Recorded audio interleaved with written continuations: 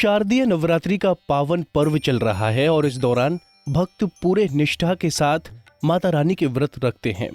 खासतौर पर महिलाएं परिवार की सुख समृद्धि के लिए महिलाएं पूरे भक्तिभाव के साथ उपवास रखती हैं और श्रद्धा के साथ व्रत के नियमों का पालन भी करती हैं। लेकिन इस बीच अगर महिलाओं को नवरात्रि के व्रत के दौरान मासिक धर्म आ जाए तो महिलाओं के मन में कई तरह के सवाल आते हैं कि पीरियड्स के दौरान क्या व्रत किया जा सकता है या नहीं, इस दौरान व्रत मान्य होगा या नहीं, पूजा पाठ करना फल देगा या नहीं। तो आइए आपको बताते हैं कि व्रत के दौरान अगर पीरियड्स आ जाएं तो इस स्थिति में क्या करें। नवरात्रि के 9 दिन सबसे शुद्ध और पवित्र वाले माने जाते हैं और शक्ति स्वरूपा मां की आराधना के चलते ये पर्व महिलाओं के लिए सबसे अधिक महत्वपूर्ण है। महिलाओं के साथ सबसे अधिक संभावना होती है कि नवरात्र के बीच में उनका मासिक धर्म आ जाए। ऐसे में महिलाएं इस दुविधा में पड़ जाती हैं कि उन्हें पूजा करनी चाहिए कि नहीं। नवरात्रि के पर्व में ज्यादातर घरों में घट स्थापना होती है और मां दुर्गा की आराधना की जाती है। जानकारी के लिए बता दें कि अगर आपको व्रत से पहले पीरियड्स आ जाते हैं तो व्रत न ही रखें तो आपके लिए बेहतर होगा।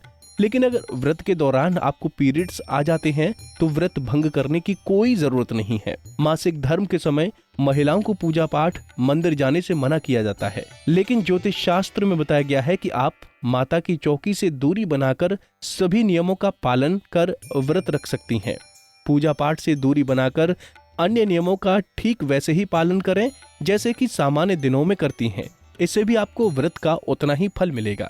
तो वहीं यदि आपने नवरात्रि व्रत में किसी विशेष पूजा का संकल्प लिया हुआ है और इस बीच आपको पीरियड्स आ जाते हैं तो इस दौरान आपको करना यह है कि आप दूर बैठकर उस धार्मिक काम को घर के किसी अन्य व्यक्ति के जरिए करवा सकती हैं।